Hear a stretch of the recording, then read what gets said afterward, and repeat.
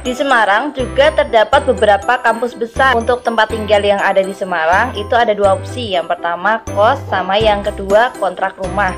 Nah, kan kisaran dana 2 juta hingga 3 juta per bulan. Untungnya Semarang merupakan tempat yang murah untuk yang satu ini.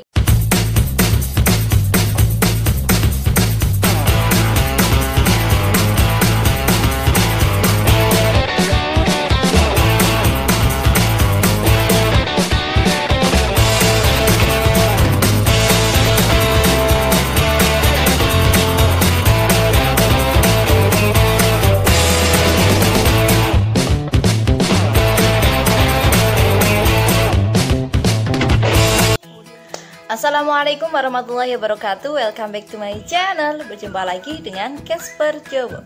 Di video kali ini saya akan bahas tentang biaya hidup di Semarang. Semarang merupakan ibu kota Jawa Tengah dan termasuk kota besar yang ada di Indonesia. Jadi nggak heran kalau banyak orang yang merantau ke Semarang, entah itu untuk menetap, kerja, ataupun menuntut ilmu. Di Semarang juga terdapat beberapa kampus besar seperti Universitas Diponegoro, Universitas Negeri Semarang, terus Universitas Islam Negeri Wali Songo Semarang.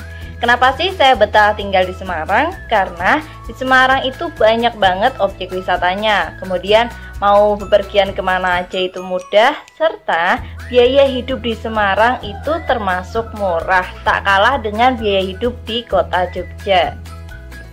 Nah, langsung aja kita rinci biaya hidup di Semarang ya, dari biaya tempat tinggal, biaya utilitas, terus biaya makan, transportasi, kebutuhan bulanan, kuota internet, biaya tak terduga, sama yang terakhir total dan kesimpulan. Kita akan rinci satu persatu. Tapi sebelum itu, bagi yang belum follow IG-nya Casper Jowo, jangan lupa di follow ya. Dan bagi yang belum subscribe, klik tombol subscribe sekarang juga.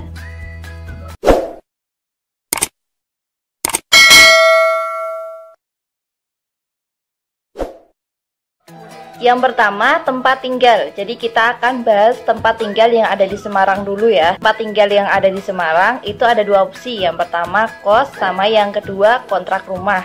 Nah, itu biayanya juga bervariasi. Kita akan bahas yang kos dulu ya. Untuk yang kos di daerah Semarang itu kisaran 300 sampai 500 ribu. Itu untuk daerah Ngalian ya, dekatnya UIN. Dengan fasilitas yang standar seperti kasur, lemari, meja, listrik, sama air. Yang kedua, biaya utilitas.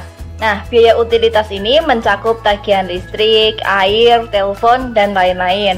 Biaya utilitas ini kebanyakan khusus untuk yang ambil kontrak rumah atau sewa rumah. Sedangkan bagi yang kos, itu sudah dirombel jadi satu dalam 1 bulan. Nah, untuk biaya utilitas sendiri ini juga beragam yang harus dibayar. Karena pengeluaran setiap orang itu kan berbeda-beda, jadi nggak ada biaya mutlak yang harus dikeluarkan. Yang ketiga, biaya makan. Nah, biaya makan ini sangat diperhitungkan ya, karena selain tempat tinggal, biaya makan juga kebutuhan primer. Untungnya, Semarang merupakan tempat yang murah untuk yang satu ini. Bahkan 10.000 itu kalian udah mendapatkan lauk, nasi, sayur, sama es teh. Jadi misal kalian makan 3 kali sehari ya, berarti tinggal dikalikan 10.000 kali 3, jadi satu hari 30.000. Nah, untuk 1 bulan berarti tinggal dikalikan aja 30.000 dikali 30 hari, jadi ketemunya 900.000 untuk 1 bulan. Namun ada opsi lain untuk menghemat pengeluaran biaya makan, yaitu dengan masak sendiri. Misalkan di kos kalian tersedia dapur atau boleh membawa peralatan masak. Jadi biaya pengeluaran untuk makan lebih bisa dihemat lagi.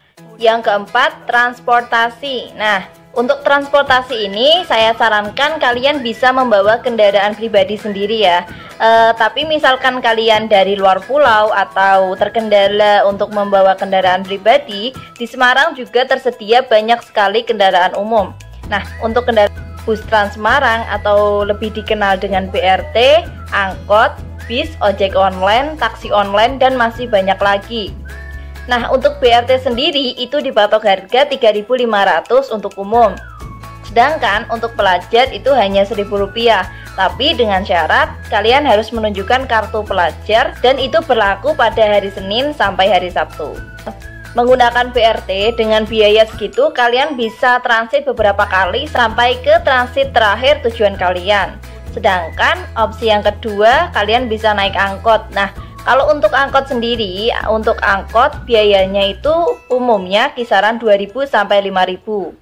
Nah, untuk besar biaya transportasi ini tergantung dengan mobilitas kalian. Kalau kalian sering keluar, kalau kalian sering hangout atau jalan-jalan dengan menggunakan transportasi umum, maka semakin besar pula pengeluaran kalian setiap bulannya.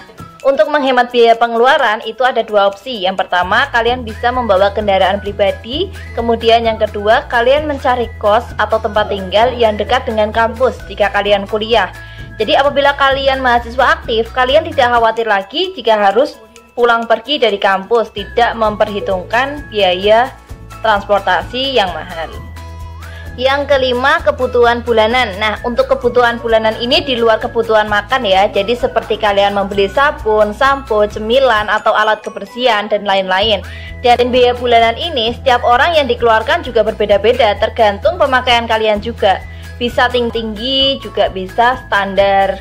Anggap aja kita biaya pokok 300.000, tapi itu bukan biaya paten ya, anggap aja. Nah, untuk 1 bulan itu kira-kira cukup untuk beli sabun, sampo, pasta gigi, deterjen, cemilan untuk 1 bulan. Karena kalau alat kebersihan seperti sapu, pel itu kan nggak setiap bulan ganti ya. Nah, untuk yang keenam itu kuota internet. Karena internet sekarang untuk saat ini sudah menjadi bagian dari hidup orang zaman sekarang ya, orang zaman now. Tidak bisa lepas dari internet. Selain untuk mengunjungi media sosial, mengerjakan tugas, juga sekarang semuanya itu serba membutuhkan internet. Apalagi anak yang sekolah online atau mahasiswa yang kuliah online dari rumah, itu untuk mengerjakan tugas, mengirim tugas, itu sangat membutuhkan yang namanya internet. Tapi untuk kuota internet ini sekarang banyak tempat-tempat yang menyediakan wifi. Itu entah tempat umum, kafe, ada juga kos yang menyediakan wifi. Jadi kalian hanya butuh kuota untuk di tempat-tempat tertentu yang tidak ada wifi. Jadi kisaran untuk biaya beli kuota itu 50.000 aja udah cukup ya.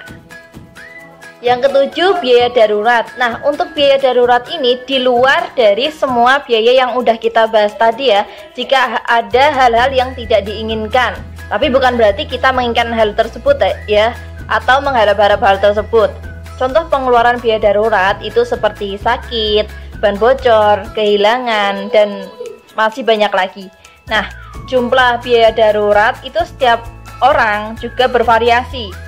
Kalian bisa menyiapkan 500.000 per bulan untuk biaya darurat ini.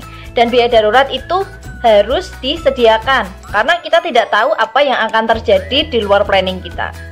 Yang terakhir yaitu total atau kesimpulan. Untuk membiayai kehidupan di Semarang, khususnya untuk anak rantau, itu bisa menyiapkan kisaran dana 2 juta hingga 3 juta per bulan. Angka ini nggak mutlak ya, tergantung pengeluaran kalian. Jika kalian bisa hemat, berarti pengeluaran kalian bisa makin sedikit atau standar. Tapi kalau kalian itu hidupnya agak berlebihan atau tempat tinggal kalian itu daerah yang agak elit, itu bisa sekitar 3 juta ke atas.